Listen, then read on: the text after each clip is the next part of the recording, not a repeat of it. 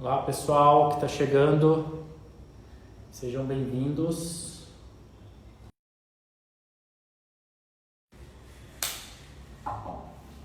Tudo bem?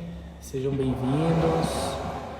Bruna, Vanessa, pessoal que está chegando aí, já deixei o tema aqui fixado. A gente vai conversar com o Cristiano, o professor Cristiano, daqui a pouco. Aguardar o professor Cristiano, vai estar chegando aí. Tudo bom? Pessoal que está chegando, Brisa, Vanessa, sejam todos bem-vindos. Só aguardar aqui. A Kika acabou de chegar.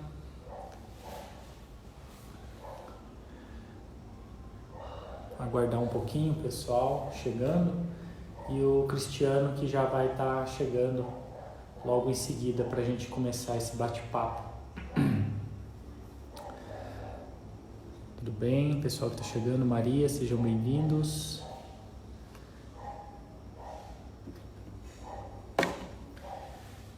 Hoje o papo é meio polêmico, né? Mas é bem atual, né? A gente está passando por um momento aí que vale a pena a gente bater um papo sobre tudo isso. Olha lá, já chegou o professor, deixa eu convidá-lo aqui.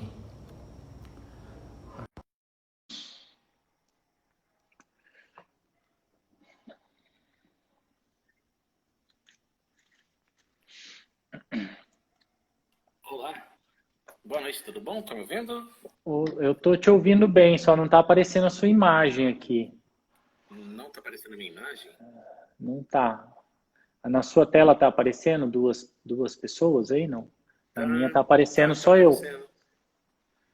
Pera aí, deixa eu cancelar aqui. Deixa eu ver se eu te convido de novo.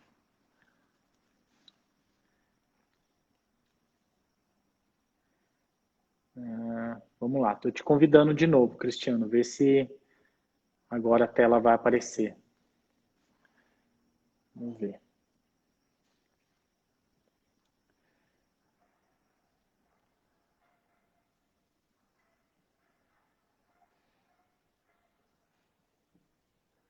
Deixa eu ver aqui. Aqui, adicionar. Eu te adicionei de novo, Cristiano. Vê se você aceita aí. Vamos ver se a tela aparece agora. Tudo bom? Ah, Tá me vendo? Tá me vendo eu agora? tô te ouvindo, Ouvindo mas não tô te vendo. Você tá fazendo pelo celular? pelo celular. Porque. Ah, tá. Aqui não tá aparecendo a sua imagem. Eu não sei o que que acontece. Deixa eu ver aqui. Para o pessoal que está acompanhando aí, Nicole, que acabou de chegar, a Brisa, tá conseguindo ver o Cristiano e eu ou só eu na imagem? Porque eu só estou me vendo aqui, eu não estou vendo a tela dividida aqui em dois. É, Vamos ver. Vamos ver o que que o pessoal comenta aqui. legal. Tá certo, eu tô aqui aguardando. Aqui pra mim aparece normal, né? É, Vendo as duas telas. aqui para mim só está aparecendo. Peraí, deixa eu ver aqui. Aqui só aparece é, eu mesmo. Mas bom, se der para a gente conversar assim, aí a gente vai conversando. Visualizar, peraí. Vamos ver, agora vamos ver.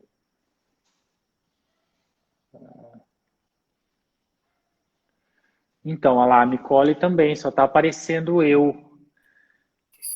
Não está aparecendo você, Cristiano, na tela. Bem estranho isso, porque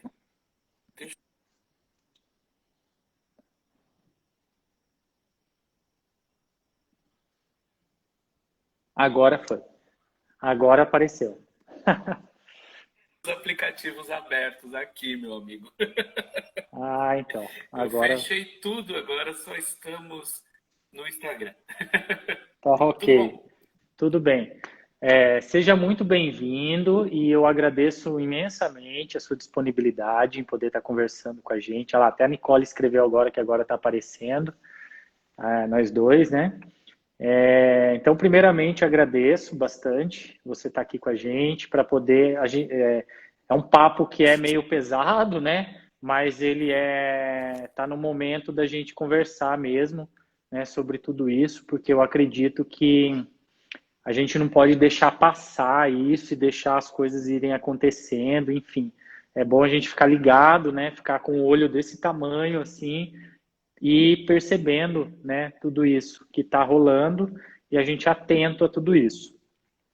Então, agradeço imensamente a sua disponibilidade e a ideia aqui é que a gente vá conversando, né? A princípio eu vou fazer uma pergunta e aí a gente vai conversando e à medida que o pessoal for interagindo também, aí eu vou passando esses questionamentos ou comentários, eu vou falando para você, tudo bem? Então Legal, vai ser mais ou tá menos certo. assim o nosso bate-papo. Então seja muito bem-vindo.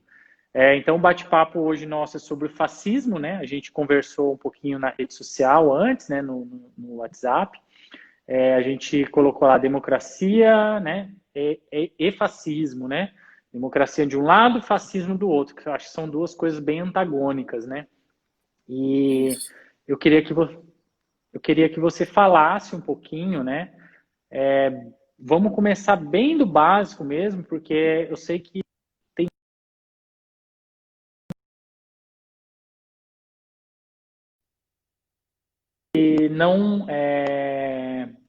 não sabe mesmo, né, o significado de fascismo. Então, eu queria que você falasse mesmo assim, o que que é o fascismo, da onde que ele veio, como que surgiu isso, e aí a gente vai abrindo já mais para esse papo mesmo. Seja, se quiser, fique à Legal. vontade para se apresentar também, fique à vontade. Tá certo, então, muito obrigado. Eu acho assim, primeiro falando, eu sou cristiano, o resto, blá, blá, blá, blá, blá, blá, e tá tudo certo. Sou farmacêutico, então, enfim, eu tenho uma visão muito biológica das coisas, né? Mas eu vou procurar ficar um pouco mais no conceito histórico, né? Também sou coordenador de formação política dentro da Rede Sustentabilidade e também aproveitar e falar do fascismo no Dia do Meio Ambiente é muito importante para que a gente possa colocar essa discussão em pauta e fazer com que realmente as pessoas consigam compreender o porquê do fascismo e por que isso está sendo tão falado hoje em dia. E é importante a gente lembrar, e eu vou um pouquinho além do fascismo, tá? Mas eu vou começar primeiro falando do fascismo e depois eu vou dar uns passos para o passado, tá? Bom, primeiro, o fascismo, de onde ele surgiu? A gente tem o primeiro caso, é assim, 1919, no final da Primeira Guerra Mundial, a Itália, ela foi um dos países mais beneficiados com o fim da guerra. Mas, como toda guerra, a economia do país estava destruída. Então, com a economia destruída, a sociedade ela apresenta então uma fratura. Essa fratura social, né, da sociedade italiana naquele momento exigia uma resposta. E aí a resposta ela não foi atendida de forma inteira pelos movimentos políticos que estavam ocorrendo na Itália nesse ano aí entre 1919 e 1920. E aí o que aconteceu? Existia um setor que era o sindicato. Ele tinha como base a anarquia. Nós tínhamos o Partido Socialista Italiano, que, enfim, estava crescendo e dominando a cena política da Itália, e nós tínhamos a formação do Partido Comunista na Itália, e que também estava ganhando força. Mas tanto o Partido Socialista, quanto os anarquistas, quanto o Partido Comunista, eles não conseguiam se organizar e, principalmente, eles não conseguiam dialogar entre si e nem dominar a cena, tá? E aí um dos membros do Partido Socialista que havia sido expulso quando ele colocou a Itália na guerra, né, ele votou favorável à Itália à guerra, é uma personalidade chamada Benito Mussolini. E o que o Mussolini fez no momento em que ele foi expulso do Partido Socialista? Ele começou a criar uma esta, né, onde movia o ódio que existia no coração dos italianos para que a Itália voltasse a ser eu vou fazer uma frase aqui para que todo mundo veja muito fácil, tá? Fazer a Itália grande novamente. Então, o discurso dele era nesse sentido, né? De que, enfim, tudo estava errado, né? Tem que mudar tudo isso aí. E com essa fala de mudar tudo isso aí, ele conseguiu construir um partido. Mas, antes dele construir um partido, ele criou um movimento político chamado Fati el Combate. O feixe, ou o esquadrilha, né, se a gente for colocar em português, transcrever para o português, a esquadrilha do combate. E a ideia dele era combater tudo que estava errado. E aí, esse combate ao que estava errado reuniu e agregou forças da sociedade, porque o discurso ele era muito populista. E aí depois eu vou falar um pouquinho do populismo, tá? E com esse discurso populista, ele fez com que a sociedade se disponibilizasse a ajudá-lo a ser elevado ao status de primeiro-ministro. Para que fizesse isso, ele montou o que é uma milícia. E o que é uma milícia? É uma associação de pessoas para a criação de um exército paramilitar. Ele, Benito Mussolini, era favorável que as pessoas estivessem armadas e se defendessem com as suas armas. E como a Itália tinha acabado de sair de uma guerra, isso para os italianos fazia muito sentido. Fazia muito sentido as pessoas estarem armadas e enfrentarem saqueadores, que é muito comum, principalmente no pós-guerra, enfrentar os saqueadores com as suas próprias armas. E aí, os feixes, né, o símbolo do fascismo, era a utilização do mesmo símbolo do Império Romano. Um feixe segurando um machado. E aí, o feixe representa a população. E aí, logo depois, quando o fascismo já estava em formato de partido e Benito Mussolini empossado como o comandante, né, o Dolce, o primeiro-ministro com poderes totais, ele era o machado segurado pelo feixe. E essa imagem é extremamente importante para a gente, porque todo líder fascista ele utiliza a mesma estratégia. Vai à sociedade, aponta à sociedade os problemas conforme a sua visão. A sociedade, por conta desse discurso populista, que eu vou explicar depois, entende o recado, aceita o recado e transforma ele em um líder. Esse líder, com poderes totais, gera um governo totalitário. E o que é um governo totalitário? É um governo que massacra a oposição. A oposição se torna inimiga do país. E no fascismo, a oposição, por ser inimiga do país, ela precisa ser destruída. E como se monta um exército de pessoas, essas pessoas de posse de armas, vão lá e assassinam a oposição. Com o assassinato da oposição, o sindicato, que eu falei lá no passado, o sindicato anarquista, o Partido Comunista, eles tentam reagir, mas é impossível, porque as lideranças desses movimentos políticos, elas foram literalmente assassinadas. E com essa sequência aí de assassinatos que não são resolvidos, que não são esclarecidos, faz com que novas lideranças não enxerguem a possibilidade de reagir. Até aqui tranquilo? Tranquilo. Então, a estrutura básica do fascismo, ela é, primeiro, do apelo popular, do populismo, do discurso, ah, vamos dizer, do discurso simples, do discurso sem fatores mais estéticos, né? Ou seja, ele fala exatamente o que as pessoas conseguem entender. E é importante também levarmos em consideração que essa Itália do ano de 1919, ela, de um lado, chocada com o que aconteceu com a Rússia, em 1917, com a Revolução Russa,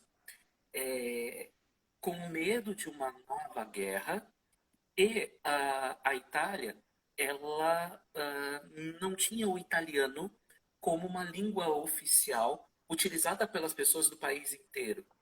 Então, pela Itália, eram vários dialetos, eram várias línguas diferentes, e o Benito Mussolini ele conseguia, mostrando às pessoas o passado do Império Romano, equalizar as diferenças linguísticas da Itália. Então, ele conseguiu unir a Itália com esse interesse do retorno da honra do passado, vinda do Império Romano, e essa honra do passado do Império Romano faz com que as pessoas o aceitem, o idolatrem e acreditem que realmente ele fez com que a Itália fosse grande novamente. E isso é bastante importante para que a gente entenda uma face do fascismo. Então, o fascismo ele tem como face o discurso popular, a enaltecer profundamente os valores nacionais. Ele, com isso, ele considera como menor tudo aquilo que não é italiano, né?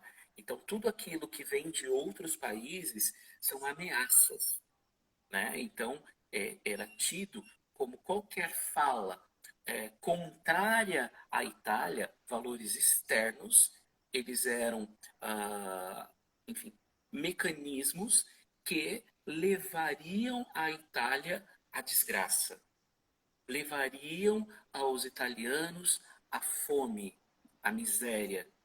E como eles acabaram de passar por uma guerra, é muito traumatizante e o povo italiano realmente aceitava aquele discurso com uma facilidade muito grande.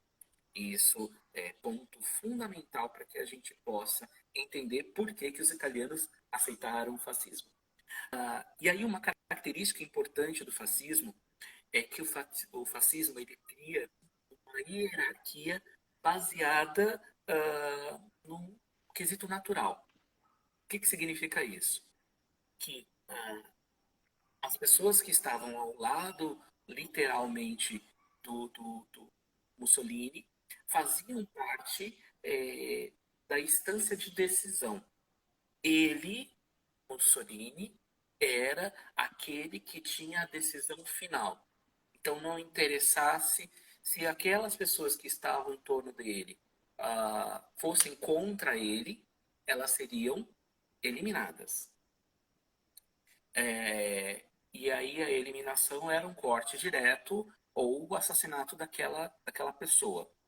E o grupo que estivesse totalmente alinhado com ele era o grupo de poder da Itália. E esse poder ele era expandido para as suas famílias. Então, no momento em que você se tornava totalmente alinhado com Mussolini, a sua família também tinha poderes dentro da Itália. Então, ele criava como se fossem clãs. Né? Então, as famílias eram clãs que tomavam conta da Itália, desde que aquilo que aquela família tomasse conta tinha que ser alinhado com o que o capitão desejava, que o Dolce desejava, o chefe, né? Então, ele exigia, né, e ele criou o termo chefe, né, doce, justamente para dizer que não existia ninguém acima dele nas decisões políticas da Itália. Legal? Então, Uhum. ele era a Itália, né? Então, ele era a nação, ele era, enfim, a única pessoa capaz de tomar todas as decisões para as pessoas. E com isso, ele também não fazia a menor questão de explicar para que caminho a Itália estava seguindo. Ele simplesmente conduzia e todos tinham que segui-lo. É muito interessante, né? Que você foi falando assim a história e parece que a gente está vivendo exatamente, né? Assim, pelo menos o princípio dessa coisa, né? Realmente é muito parecido o que aconteceu na Itália com o que está acontecendo, talvez aqui no Brasil, de uma certa forma, né? Pelo menos eu vejo assim, né? Fique à É, vontade. então, e isso, eu acho que é um ponto que a gente tem que levar muito em consideração e também lembrar que existia um movimento anterior ao fascismo, tá? Que era o integralismo. E o integralismo, ele ainda tem raízes muito profundas aqui no Brasil. E aí, o que, que é o integralismo? O integralismo, ele, na minha visão, ele inspirou muito Mussolini na construção do fascismo. A, a única diferença é que, assim, o integralismo, o que, que ele faz? Ele junta o Estado com a Igreja. Ele foi desenvolvido junto da Igreja Católica, quando a Igreja Católica queria ah, fazer com que ela tivesse poderes totais. Então, quando a Igreja Católica ela desejou ter poderes totais dentro do Estado, criou-se uma linha dentro da Igreja Católica que era a linha dos integralistas.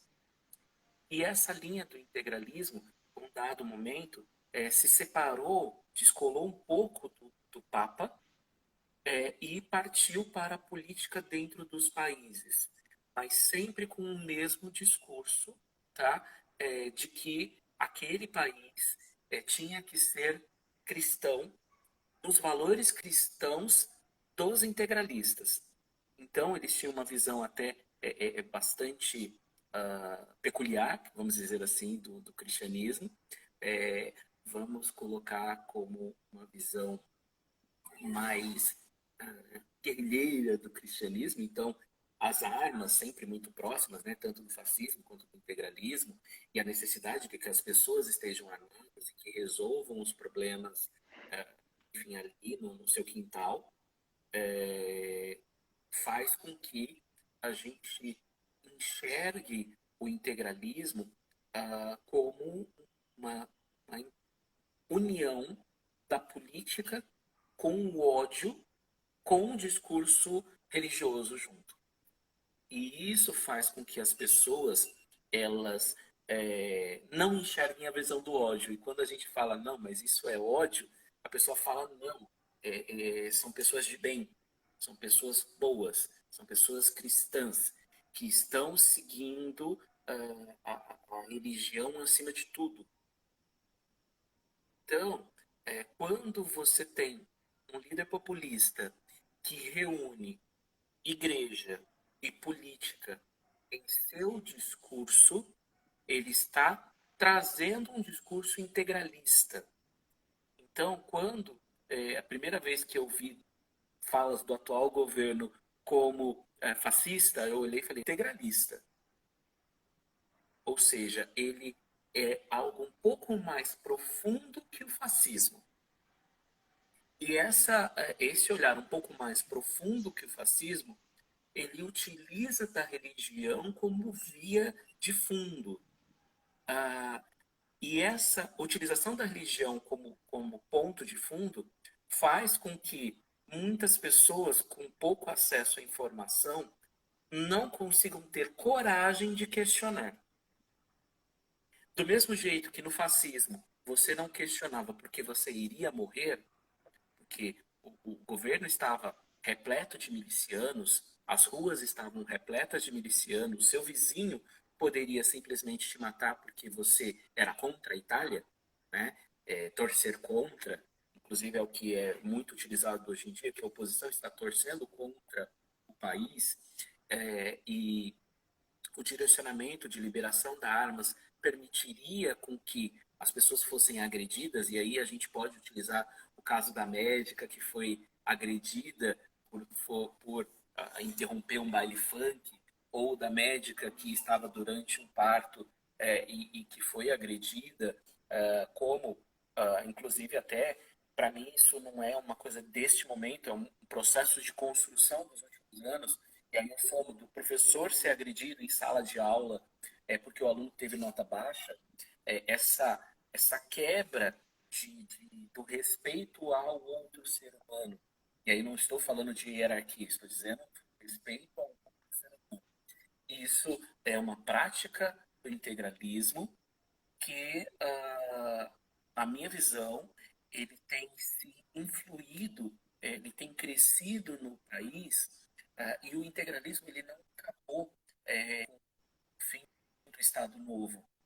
O integralismo, na minha visão, ele continua presente no nosso dia a dia, a cada discurso político em que ele reúne o Estado e a religião, e isso eu falo de qualquer religião, para que a sua religião, a sua visão religiosa esteja acima das questões de Estado.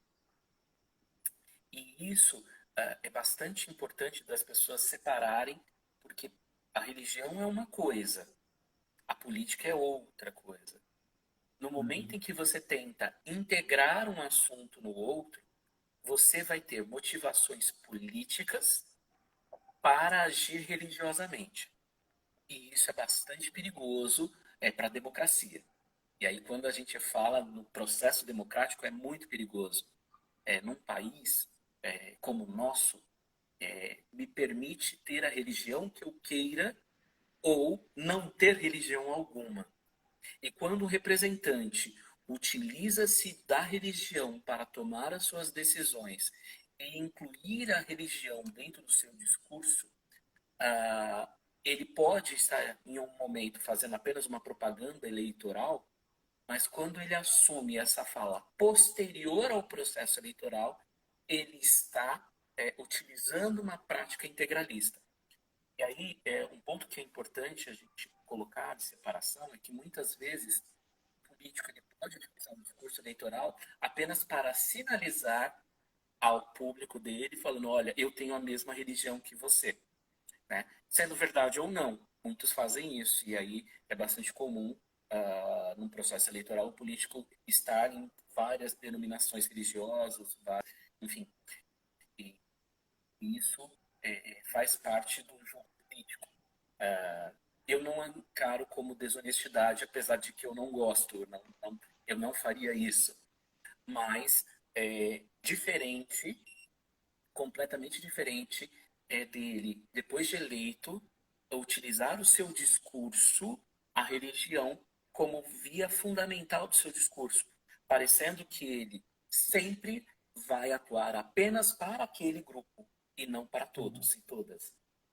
Isso é uma prática integralista que a gente viu em vários políticos. Não é uma questão do atual presidente, que na minha visão ele simboliza o integralismo desde sempre.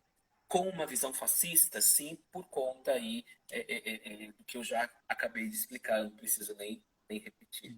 Mas o integralismo é algo que norteou a campanha dele e norteou os mais de 30 anos dele de mandato como deputado federal e que norteia todas as decisões dele. Tá? E isso, eu acredito que as pessoas elas precisam acordar. O integralismo é talvez mais perigoso do que o fascismo. O fascismo é extremamente perigoso para a vida das pessoas. O integralismo, ele é perigoso porque mesmo aquelas pessoas que acordam, né, que vêm e falam, poxa vida, isso eu não estou me sentindo bem de ter morrido mais de 30 mil pessoas e ele não demonstrar nem emoção com relação a isso. Ah, e as pessoas, elas não questionam porque elas não enxergam aquilo como bom de questionar, porque ele tem aí uma via sebastiânica. Aí eu vou falar um pouquinho de São Sebastião, do rei Sebastião, tá?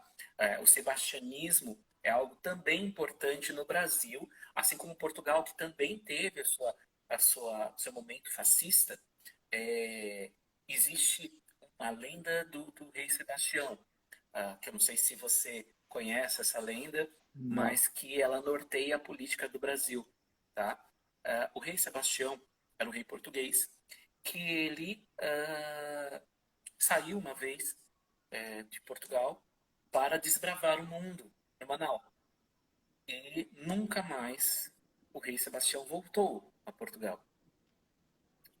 E reza a lenda que quando o rei Sebastião voltasse a Portugal, salvaria o povo português de toda a miséria. E o Brasil, quando foi colonizado, ele também tinha a esperança de que o rei Sebastião chegasse às terras brasileiras. E o que acontece? Até hoje, há pessoas que esperam o rei Sebastião. Então, o líder populista, quando ele reconhece a necessidade de se transvestir de rei Sebastião, ele utiliza isso politicamente. E a utilização dele é a base do populismo no Brasil. Então, líderes populistas utilizaram muito a figura sebastiânica. Eu vou citar alguns aqui, e aí não estou com a parte de ideologia, eu estou falando apenas do sebastianismo. Tá? Nós temos, por exemplo, Getúlio Vargas, que teve várias fases. Ele teve a sua fase fascista, ele teve a sua fase integralista, ele teve a sua fase um pouco mais democrata, enfim, Getúlio Vargas ele passou por várias fases, mas em todas elas ele era o rei Sebastião. Ele estava ali para salvar as pessoas. Outro que pegou esse viés sebastiânico foi Juscelino Kubitschek, que também foi um líder que resolvia 50 anos em 5, né? Dando esse poder especial a ele. Eu gosto muito também de estudar como foi o processo eleitoral do Fernando Collor, porque ele fez a imagem do rei Sebastião na sua campanha, e isso para mim foi bastante impactante. E quando o Lula fez também o seu governo paralelo durante a gestão do Fernando Henrique, em que ele rodou todas as cidades, fazendo uma caravana e, e iniciou a campanha quando ele foi eleito, ele se travestiu também do rei Sebastião, do mesmo jeito que o Jair Bolsonaro também se travestiu da imagem do rei Sebastião. E ele fez uma inovação em relação a isso, porque ele utilizou as redes sociais, né, inclusive para criar imagens dele como guerreiro templário, criar imagens dele como, inclusive algumas têm uma notação muito fascista dele, e inclusive até a própria arte comunista se via no traço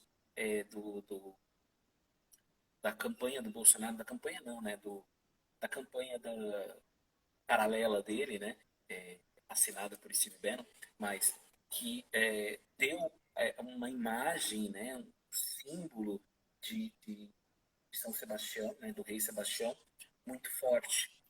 E isso está dentro da cultura do brasileiro. Todo mundo quer o líder salvador.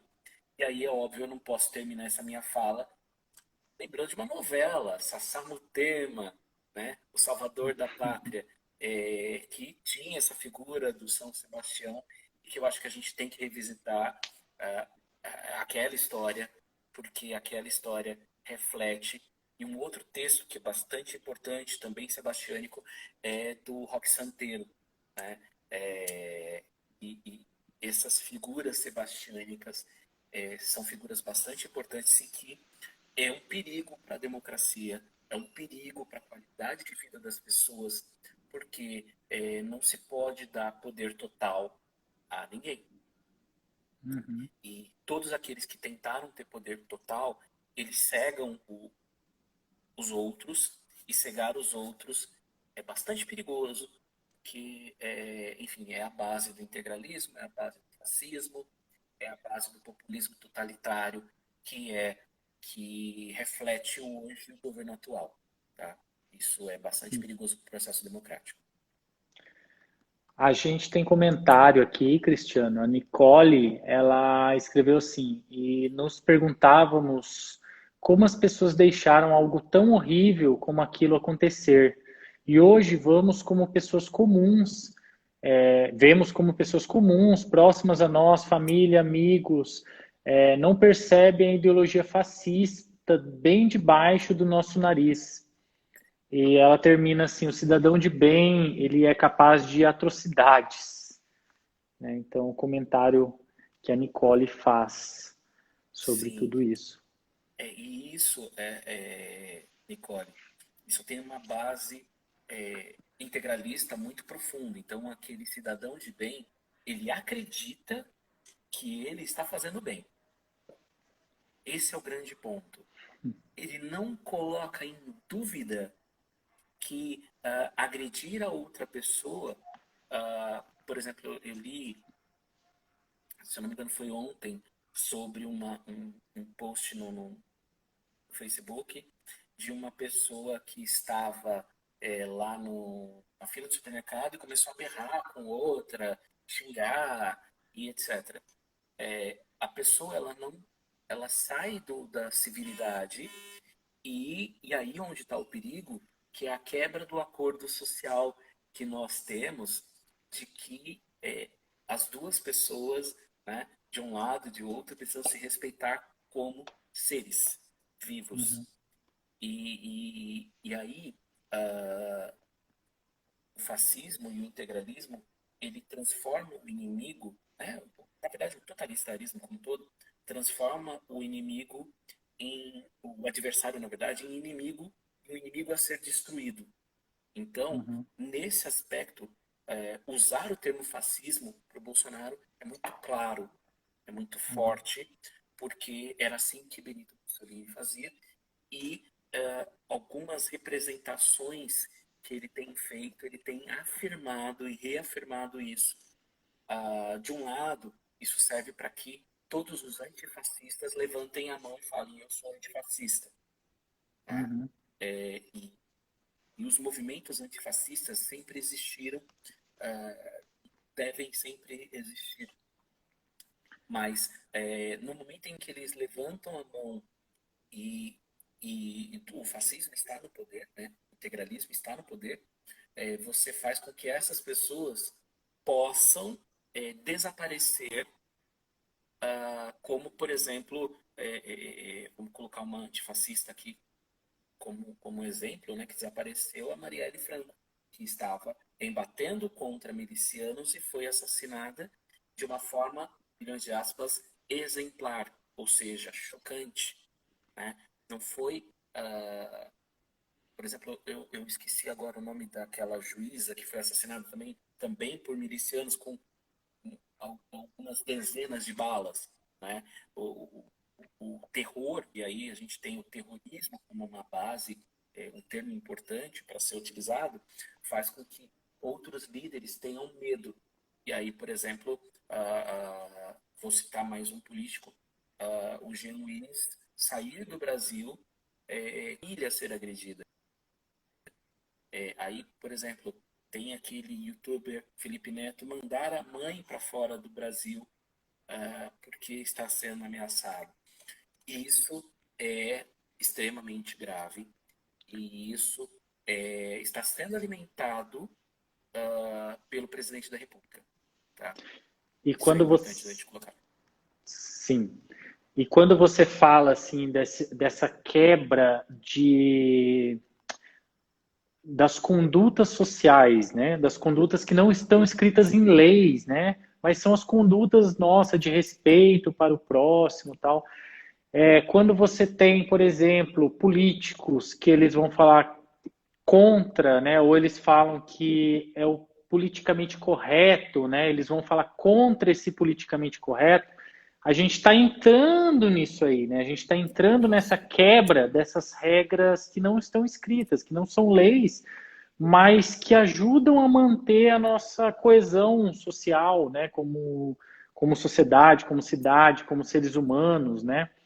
E só para completar, quebrando essas regras que não estão escritas, é onde começa a surgir esse autoritarismo, né? E é muito interessante essa sua fala, porque eu acabei de ler há pouco tempo atrás esse livro aqui, ó, Como as Democracias Morrem, né?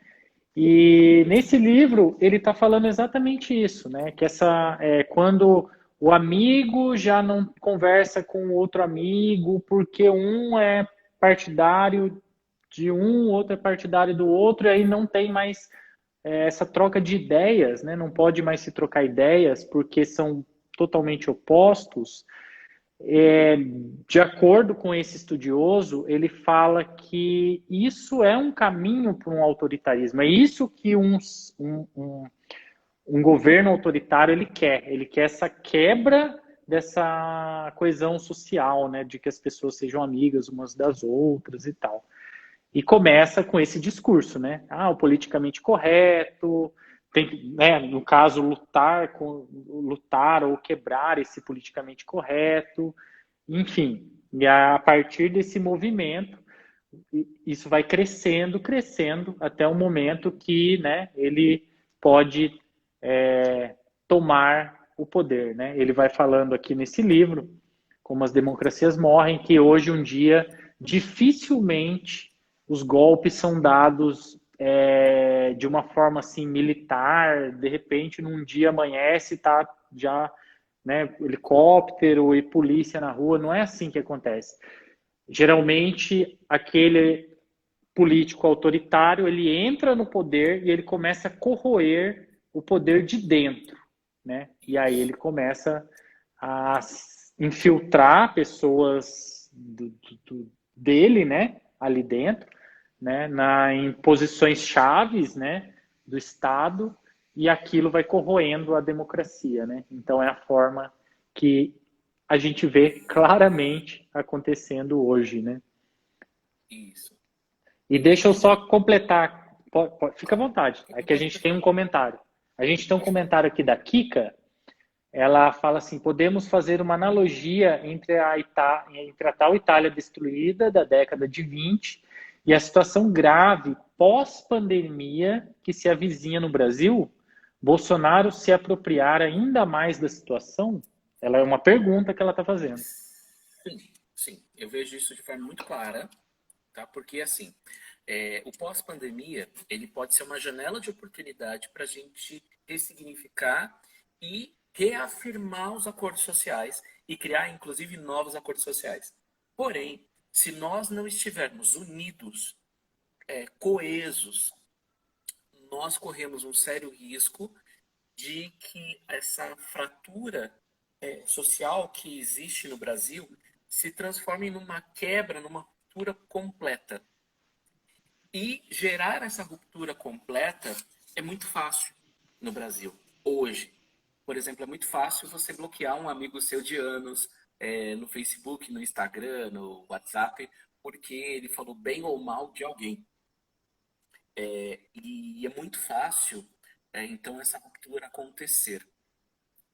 E uma vez essa ruptura acontecendo, e o Bolsonaro estando com a caneta na mão, não existe mais volta fácil.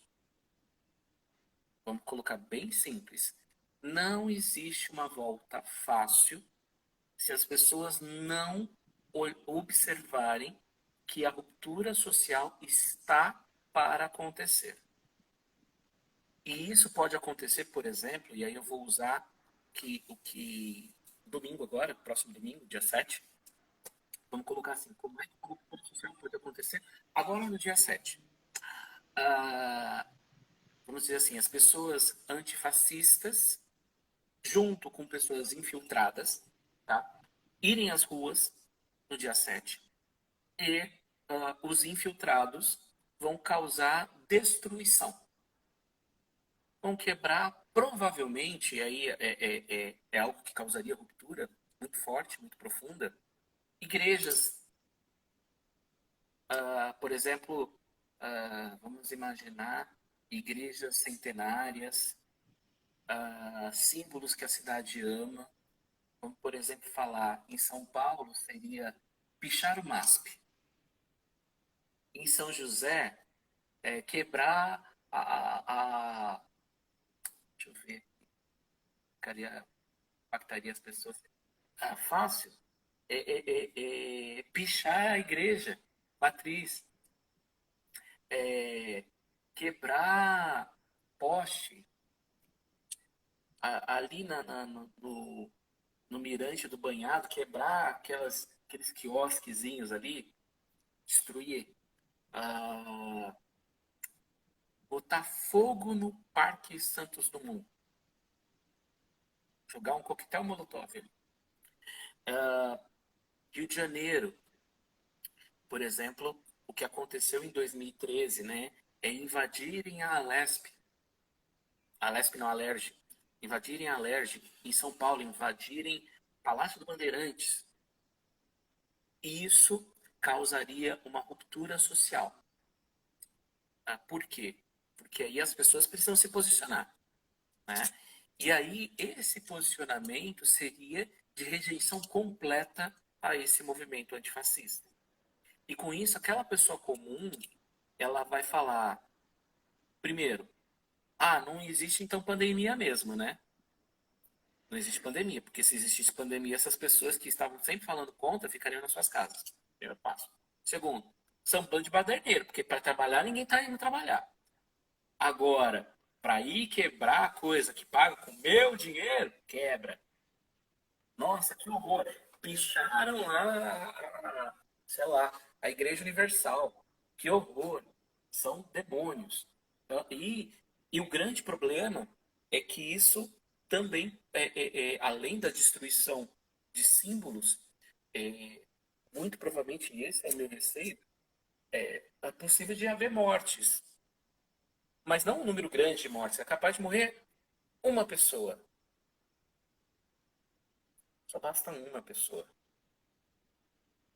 Que vai depender de quem é essa pessoa.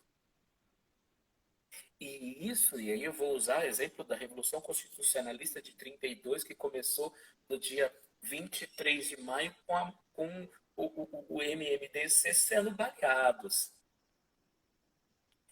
Isso é importante da gente perceber o desenho que existe atrás desse pós-pandemia, mas que pode ser, e aí é um alerta, diário. Porque nós estamos num momento de fratura que diariamente pode existir a ruptura. E aí nós temos dois caminhos a seguir. Ou é um movimento popular pacífico que vai se unir para remover o fascismo do poder. Olha a minha fala, remover o fascismo. Eu não estou dizendo remover apenas o presidente da República. Eu estou dizendo o fascismo. Porque não é admissível, por exemplo, aparecer lista de antifascista com deputados querendo criminalizar o antifascismo. os mesmos que pregam liberdade de expressão. Uhum.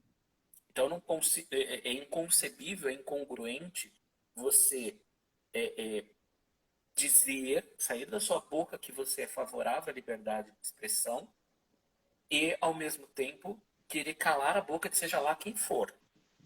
Porque ou uma coisa ou outra. Inclusive, eu tenho uma posição muito, muito dura em relação ao que eles consideram como liberdade de expressão. Para mim, é assim, o que nega a ciência, cala a boca e não vai falar. Né? Isso é a minha posição. Isso falando dentro da política, tá? Dentro da política. Você pode ter, sei lá, a sua relação religiosa, cultural, opinião, pode ser o que for. Não tem problema. Agora, quando você está na política, ou você tem um pensamento científico, ou você não está falando com todos, você está falando só com o seu grupo. Tá? E aí, minha objeção em relação ao integralismo é nesse aspecto, de que as coisas precisam ser separadas, porque senão a gente abre para os integrantes estarem presentes. E isso é muito, muito, muito ruim. Tá? Então, eu acredito que para a gente poder ultrapassar essa barreira, nós precisamos fazer com que as forças políticas, que são muitas vezes antagônicas em vários aspectos, se unam contra o totalitarismo, contra o fascismo, contra o integralismo. Mas nós sabemos que muitas forças políticas se alimentam do populismo, se alimentam do integralismo, se alimentam do fascismo, mesmo dizendo claramente serem antifascistas. Essas pessoas não querem a união entre os grupos. E isso é algo que a gente precisa aprender a separar. Precisa entender que muitas vezes a gente tem que estar lado a lado de pessoas que a gente dia a dia não estaria, mas que nós temos algo em comum, que é a defesa da democracia. É importante entender que a democracia no Brasil ela está inteira, na teoria sim, mas ela é muito frágil. O Brasil não tem um histórico seguro de democracia, para que a gente fale, não, tudo bem, a gente aguarda a próxima eleição e isso está resolvido porque as pessoas vão acordar. Não vão acordar. A eleição agora de 2020 pode ser um sinal muito importante, mas que pode fazer com que o país se afunde mais no fascismo. Por exemplo, na maioria dos municípios aos quais eu estou observando, líderes fascistas ou líderes integralistas dos mais diferentes partidos e das pseudos diferenças ideológicas estão sempre na liderança. E isso significa que o fascismo está bem presente na vida das pessoas e as pessoas aceitando isso de forma muito, muito tranquila. E isso é perigoso. E isso é revelar que a fratura social no Brasil, ela não veio só, e aí para falar da Kika, né, ela não veio só da pandemia, ela, na minha opinião, ela existe desde o mensalão, tá? Desde o mensalão, essa fratura social, ela foi se ampliando no Brasil, e isso de um lado porque os envolvidos no mensalão não refletiram seus erros, e aí eu não estou fazendo, não estou dizendo que é honesto ou não é honesto, mas refletir no erro significa você assumir, poxa vida, isso não estava legal e a gente precisa mudar esse caminho. Ou então falar, olha, eu preciso defender o Brasil, porque mesmo se aquilo que foi feito... Oi? Tá falhando um pouco, tá falhando o som, mas agora acho que voltou. Eu tô agora com o microfone mais próximo aqui. Isso. Então, assim, legal. Então, assim, eu acho que essa fratura social, ela começou, essa agora, que a gente está observando agora, ela começou lá desde a época do mensalão, e a falta de autocrítica, né, dos envolvidos quanto a este ponto fez com que figuras já históricas como o próprio presidente Bolsonaro, que numa via política normal ele jamais seria escolhido para ser candidato à presidência, chegar a fazer uma cena de namorar partidos escolhendo qual que ele vai e ser candidato, e quando ele se coloca como candidato, isso ser televisionado, isso é muito importante, né?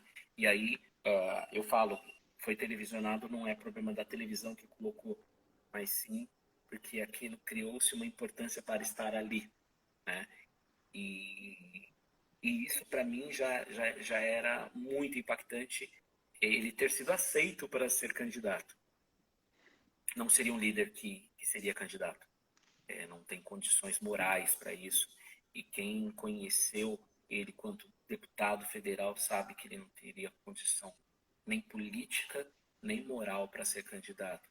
E ele fazer isso com o apoio do Steve Bannon, revelar um plano maior. Então eu coloco que, para mim, o Bolsonaro ele não está sozinho, né? Na verdade, para mim, parece mais um marionete de alguém.